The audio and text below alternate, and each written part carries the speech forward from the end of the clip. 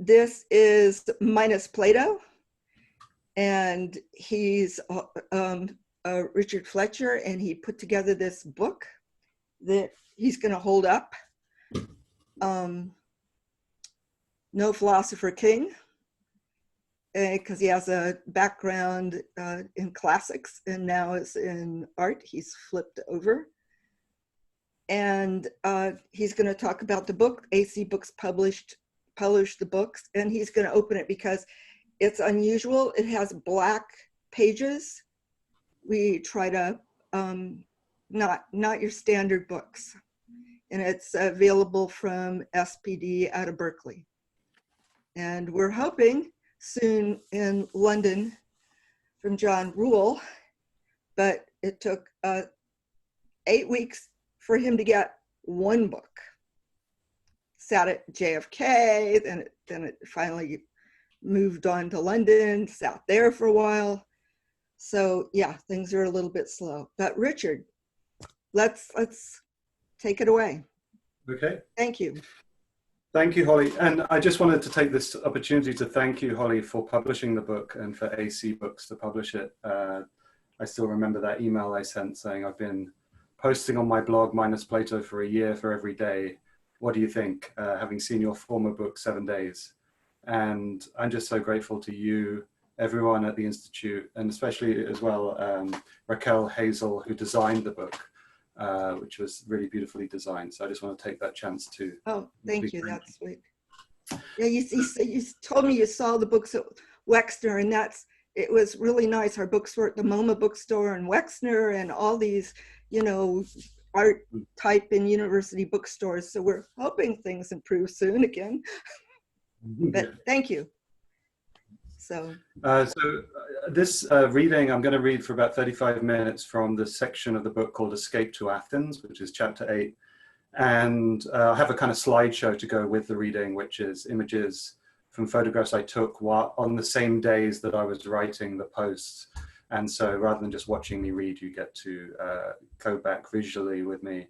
But I think it's very important not to just see this as a kind of escapist project. I think that while the passage I'm reading will not be all about the present moment in the US, I can't not read without acknowledging what's going on in our streets right now.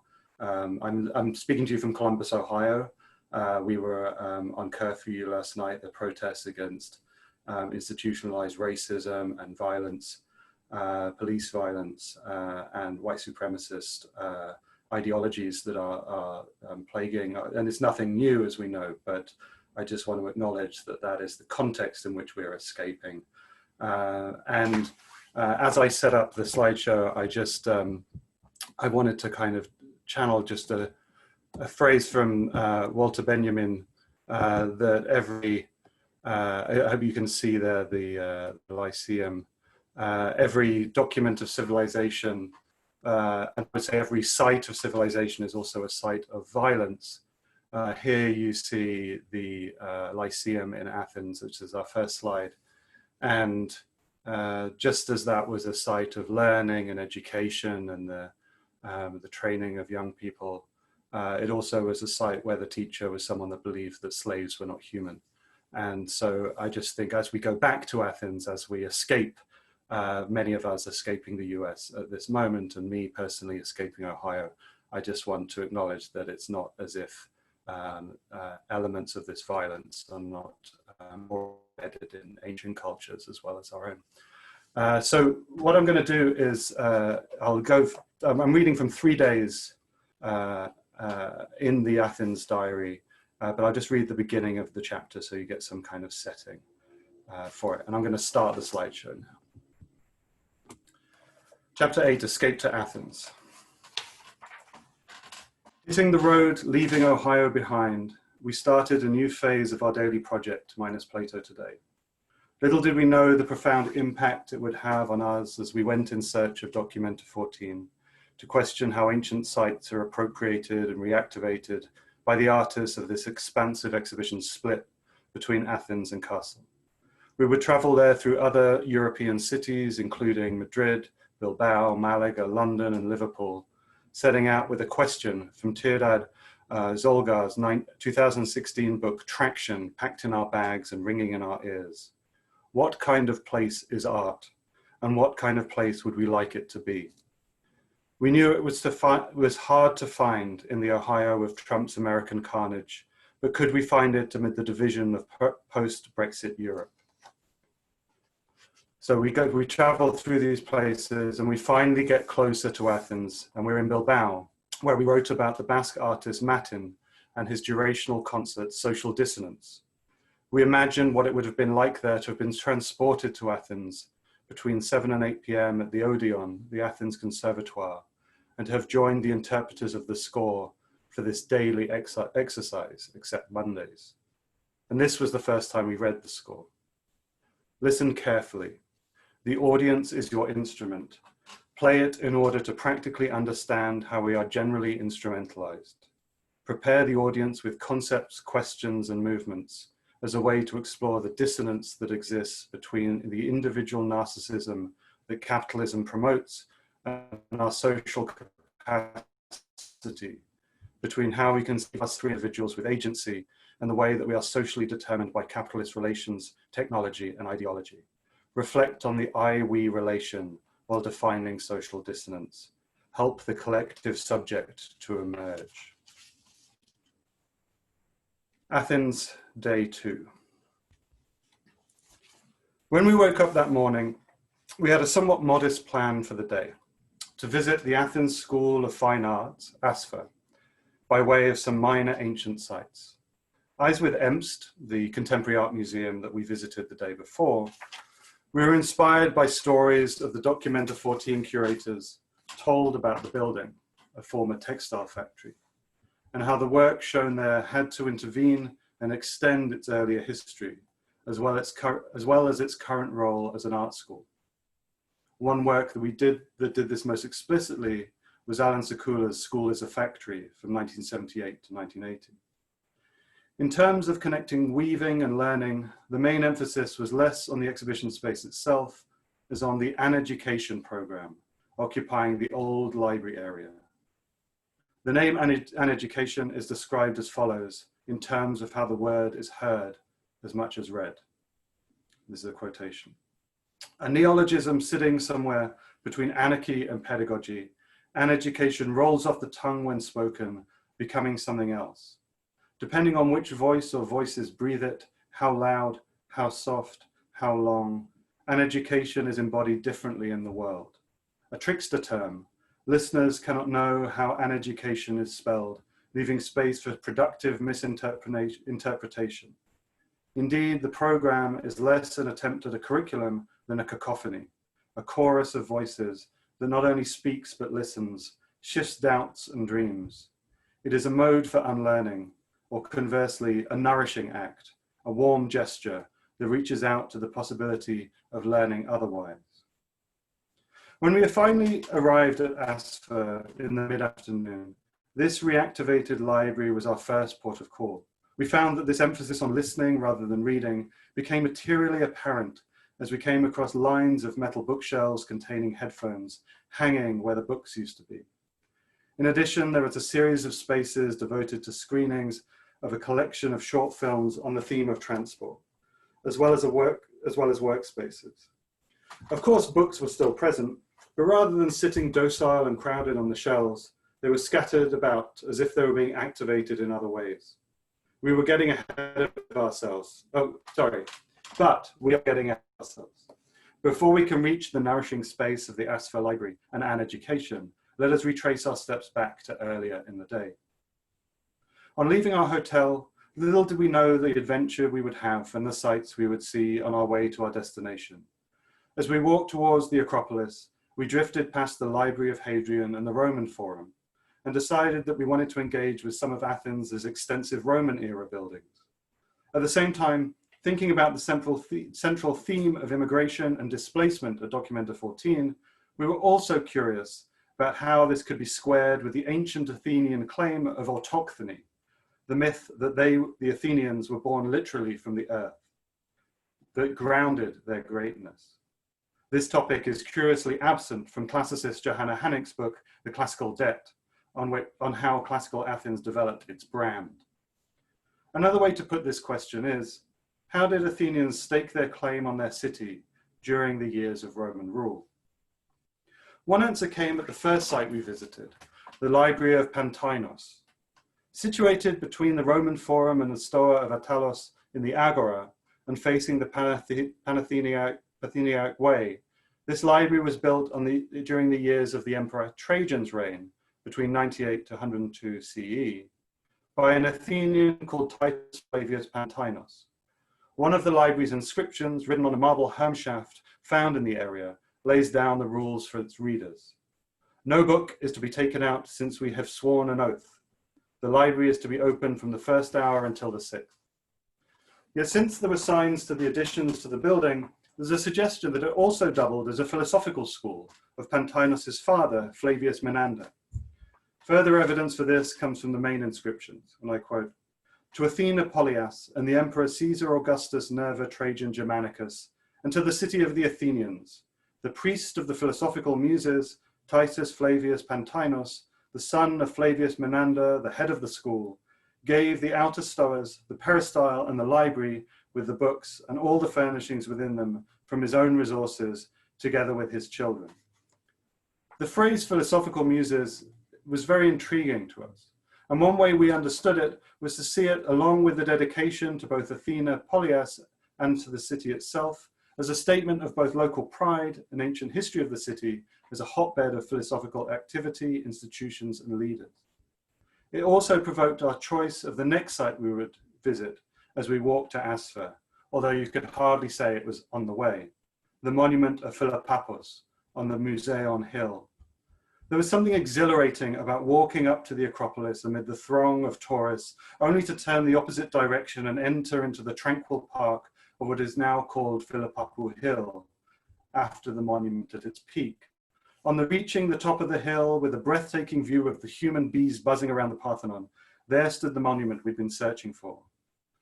When writing about his journey through Athens and Attica, the 2nd century CE Greek travel writer Pausanias described the hill and monument as follows. The Museion is a hill with the ancient circuit of the city opposite the Acropolis, where they say that Museos sang and dying of old age was buried. Afterwards, a monument was built to a Syrian man. This blunt description, obviously taking on an intense resonance here and now with the Syrian war and the resulting refugee crisis, is fleshed out by the inscription on the memorial monument, which is written in Latin and describes the person responsible for the building as one, Caius Julius Antiochus Philopappus, son of Caius of the Fabian tribe, consul and Arval brother, admitted to the praetorian rank by Emperor Caesar, Nerva, Trajan, Optimus, Augustus, Germanicus, Tacicus. The addition of the names to Trajan's title date the monument to later in his reign, 114 to 116 CE, while Philopappus' name Antiochus connected him to a Syrian heritage. In fact, part of the carved frieze on the monument showed Philopappus in consular procession in a chariot, while the niches show his connection with the royal Syrian line, Kings Antiochus IV and Seleucus Nicator.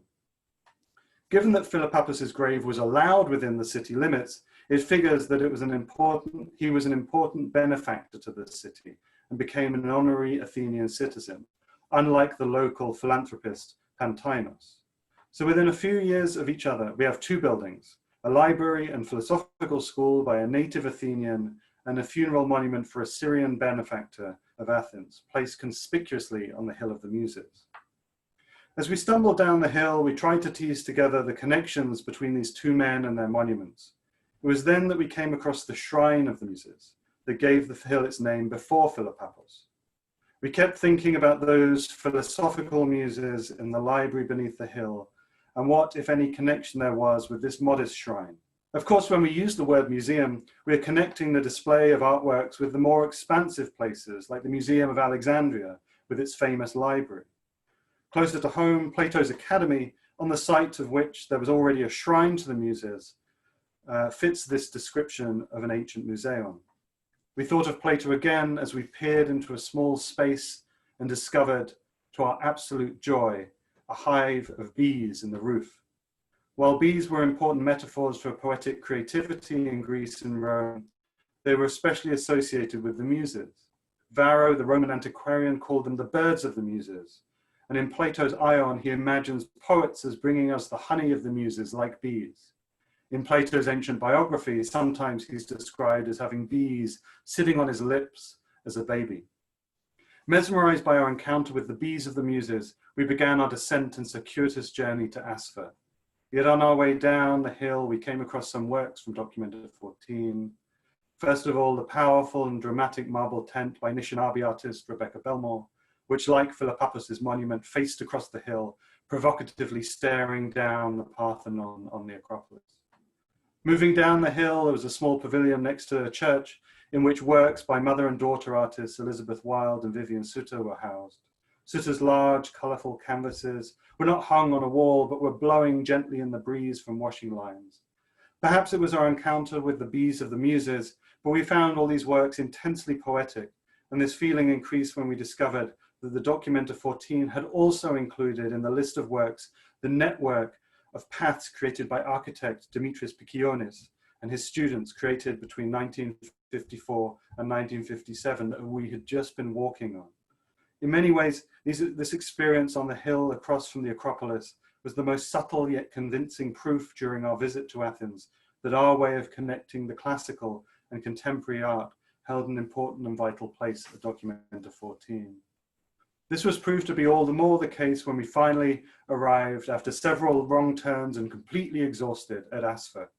As we recovered in the old library space of an education, we realized how libraries act as schools, and how libraries and schools can be shrines to the Muses, and how this made tangible sense. At the same time, given the two different Roman Athenians, one from Athens, another from Syria, we learned the way that these spaces of learning and encounter can have a difference in their sense of community. And this was a sense that was vital for Documenta 14, and as we argued, for the discipline of classics itself. For example, the way the exhibition engages with Athens' main art school is to bring in their vicinity pedagogically focused art collectives from India, Cuba, and Chile. Finally, beyond an education, there were exciting moments when the work of readers and muses we had encountered on the hill reappeared in the context of the school. Not only were there photographs and working drawings of Dimitris Pikionis' paths, but the two artists in the pavilion, Elizabeth Wilde and Vivian Suter, were also present as the subject of a specifically commissioned film by Rosalind Nashashibi called Vivian's Garden, in which coincidentally contains a story about bees. To discover these works that we had encountered within the framework of ancient sites and their ideas of the library, the school, and the muses, framed within the themes of education, collective creation, and collaboration, was a startling and enriching experience. Speaking of such experiences, it's from here that we went to that evening's performance of Social Dissonance, in which, not so coincidentally, the topic of bees would appear once more. Athens, day 3. We started the day with a quotation and an anecdote.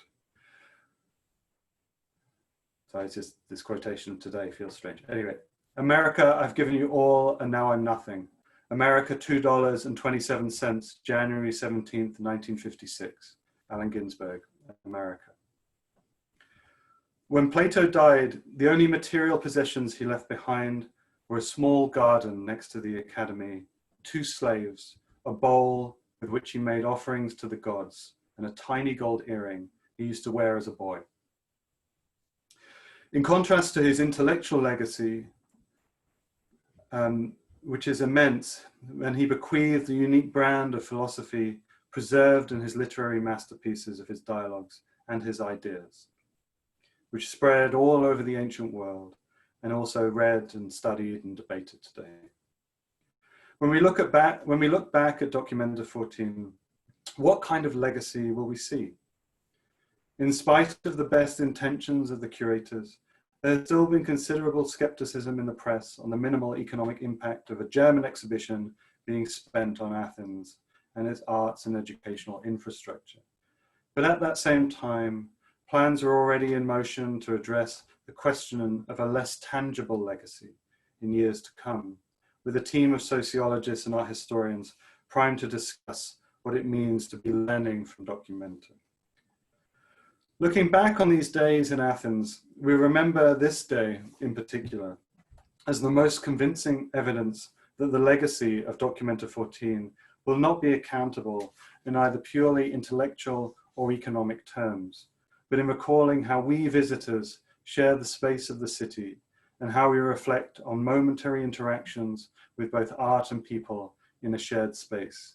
Furthermore, it is the momentary clicks that happen within this sharing and interacting that may ground the legacy of our experience. Let us offer you an example. On this day, we visited the site of Plato's Academy.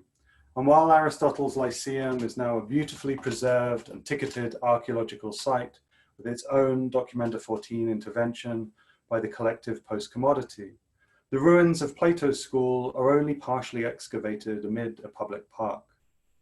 Yet as we wandered north from the hustle of the Sunday flea market in the Kerameikos area, rather than leaving the bustle of Athens behind, as Plato's students would have done, we encountered people out and about in the park amid the scattered stones of a gymnasium and other unidentified parts of the academy complex. There was a noisy children's party, as well as preparations for some kind of reception lunch, perhaps following a wedding. As the rain slowly started to fall and we scrambled through the rocks, the park emptied out. Then we started to see the less positive side of human interaction with the space. Areas where people had been sleeping rough, piles of trash, and makeshift cardboard bedding. Of course, archaeologists bewail the state of this site, but there's something to the living, everyday use of the space for both celebration or survival as a functional public park that made us think about Plato's little garden and his modest material legacy. Looking back on the rest of our third day at Documenta 14 in Athens, the more we appreciated this way of thinking about Plato's Academy. Our ultimate destination was the contemporary art building at the Benaki Museum on Piraeus Street. We were coming from a long trek to see Abu Bakr Fofana's indigo-dyed sheep at the Agricultural University of Athens, and we crossed an area alongside the railway tracks where we saw people foraging with shopping carts and others sleeping under the freeway bridge. To then arrive at the pristine museum with a swish cafe was somewhat of a shock. We almost didn't recognize that this was the place that we saw the exhibition Amatria back in 2015 on our first visit to Athens, as part of our participation in the artist Paul Chan's Hippias Minor project. At the same time, in the grand courtyard of the new museum, we registered with some relief Hiwa K's spare yet dramatic installation, one-room apartment. With this work, it almost felt as if the curators of Documenta 14 were reassuring us that they knew what we had walked through to get here, and to acknowledge that the deprivation and precarity of life in this city, and by extension the world, are still visible even with a refined and plush museum filled with art tourists sipping their martinis. But it wasn't merely the route that we had taken and the poverty that we had witnessed that primed us for Hiwa K's work at the Benaki. It was an encounter with an artwork and a person at another branch of the Museum of Islamic Art. As we stood transfixed by Munira Al-Sol's Sperveri, an embroidered tent and bed with testimonies and visual imagery from letters written by recent refugees to both Athens and Kassel, from war-torn Middle Eastern countries such as Syria and Iraq. The Documenta 14 guard at the museum, Vicky Tsiru, asked us if we wanted to talk about the work. This began a more than 30-minute conversation that ranged from the mapping of the tragic and surreal symbolism of the letters, a woman who dreams of her unborn child as a tiger, a snake or a winged king surrounded by a funny house, a husband who imagines his wife as a mermaid, and the story of Ahmad's speaking left leg, to pointing out the connections between patterns and iconography of Islamic art that populated the rest of the Benaki Museum. We discussed other sites of Documenta 14 and ancient sites, walking to the roof to point out the ruins of Kerameikos and the basement of the museum to show the remnants of a 4th century BC wall and fortification. Vicky told us about her work as an art history student here in Athens, her interest in abstract expressionism and Barnett Newman, and her plans to work at the Guggenheim in Venice in the summer. We mentioned writing our blog as our work towards a future book about the way ancient sites are activated and engaged by contemporary artists, exhibitions and institutions, and how we were inspired by Enrique Villamatas's novel, The Illogic of Castle, which explored the remnants of the 2012 Documenta 13 exhibition when we visit Castle as a comparable investigation into cultural and local memory. All the time we would keep coming back to Al Sol's work, Vicky's conversations with the artists, and the focus on the tent as a theme at Documenta 14 as a whole, from the paintings of Albanian artist Eddie Hiller to the marble monument of Rebecca Belmore. We felt like we were speaking to the custodian of the work, its guide, and also the person best placed to write about and expound its legacy for this Documenta and for Athens. Yet amid all of this exchange and talk of the future, our own projects, neither of us forgot the bitter and horrific stories beautifully sewn into the texts and icons of the work, and how this was a memorial in and of for itself, beyond any future memorialization of the exhibition and city it participated in. As always, we ended our day by once again participating in Matin's social dissonance, and as with other times, we left the performance in conversation with other participants. However, perhaps because of our luck still held from earlier in the day, we also had the opportunity to speak to 2 Greek performers in the work, Danae Leodaki and Daphne Kresuidi, as a result of their curiosity at our repeated daily participation. You could argue that to go back and again to the same work of art amid all that there was to see at Documenta 14 was a waste of time, but tonight proved that it had value. We felt as if, amid a complex debate with classicists about the intricacies of Platonic philosophy, an artist had interrupted us to say, but what about that garden? And what do you think about his earring? How could he give so much and yet in the end have nothing? That reminds us, we really need to look again at Andreas Ragnar Kassipis' paintings of objects. Athens, day 5. What exactly is an Odeon? Today, our final day in Athens, we visited 4 buildings with this name. The Odeon of Pericles, the Odeon of Agrippa, the Odeon of Herodes Atticus, and the modern Odeon of Athens, also known as the Athens Conservatoire, which is one of the major venues for Documenta 14.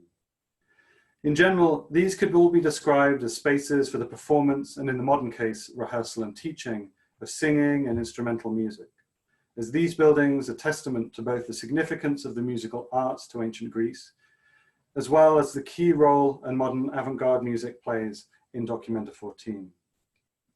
Yet in their notes to the Odeon as a venue, the organizers of Documenta 14 not only acknowledge this role, starting from the willfully mystic and modernist Greek composer Yanni Christou, but also expand on it as follows. And I quote, early in Documenta 14's days in Athens, Christou's idea of the continuum provided the experimental framework for working sessions between artists, curators, and the Documenta 14 team. Metapraxis, another methodology that Christou pursued, is concerned with breaking through the meaning barrier of a single medium, whatever that medium may be. Whenever that happens, that is music. In considering the practices of composers like Christou, Pauline Oliveros, and the scratch orchestra of Cornelius Cardew, as well as a new generation of artists, Documenta 14 collectively attempts to reconsider use. Just focusing on the works on display at the Odeon, as far as we could see, there were at least 4 ways in which they could be understood as reconsidering the scope of music in terms of its use. Firstly, the use of music to show its close affinity with language is apparent in Susan Hiller's eerie and heartbreaking film, The Last Silent Movie, about endangered and extinct languages.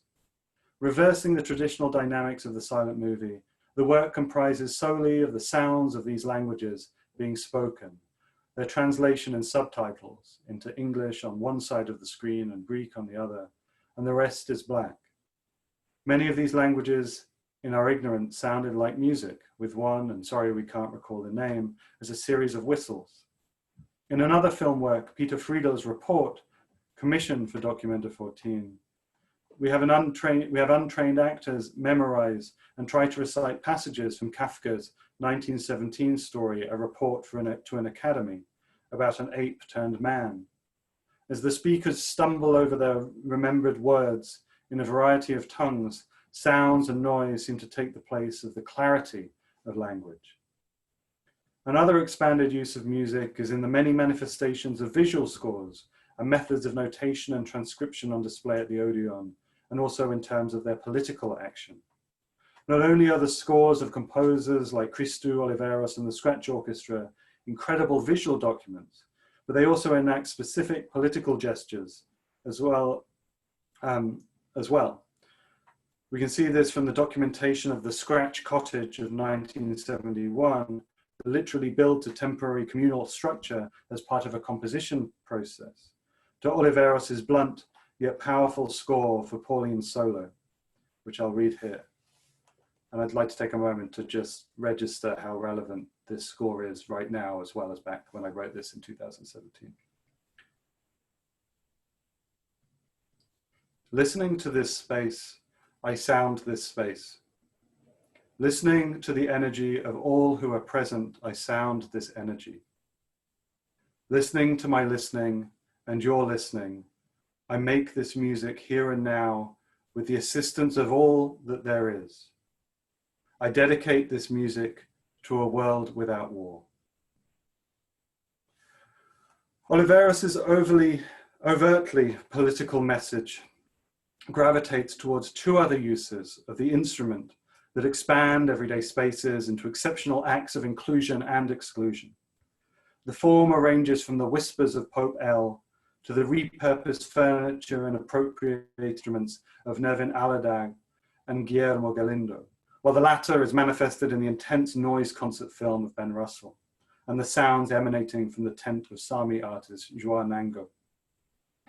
The interplay of the mundane and exceptional is also present in the photographs of Akimbodi Akimbayi and the paintings of Eddie Hiller, who perhaps is the most continuous presence in the whole of Documenta 14, especially his series A Tent for the Roof of a Car, with their ghostly vacated spaces of displacement and faceless bureaucracy. Finally, Beatriz Gonzalez's cunning interior decoration, which showed the oppressive former Colombia president Julio Cesar Turbe Ayala singing with a group of women in series repeated sequence on a curtain rail, neatly encompassing political interplay within the space of music. It is this last concept of the expanded use of music that stretches to the building of the Odeon itself, and also to the ancient Odeon buildings of Athens. In describing the Odeon as a site for Documenta 14, the guide noticed how the architect Ioannis Despotopoulos envisaged a whole complex of a national theatre, congress centre, museum, library, and also an open-air theatre. Yet even though such ambitions were left unrealised, the building still is situated amid these unrealised relations. You could even make the case that for Documenta 14, remaking the Odeon, the Documenta 14 remade the Odeon in terms of this idealised, unrealised plan. The expanded use of the music hall was also apparent in two of the ancient buildings. The Odeon of Pericles was first and foremost a concert hall, but at times it was used as a law court, a grain dispensing station, a place for the cavalry to gather, and a lecture hall for philosophers, and a rehearsal space for theatrical productions for the adjacent Theatre of Dionysus. In addition, it became a prominent site for promoting the Athens brand, according to Johanna Hanning, by displaying first the original tent of the defeated Persian king Xerxes as a backdrop, and then a stone scene building, which was recreated at the precise dimensions of that tent.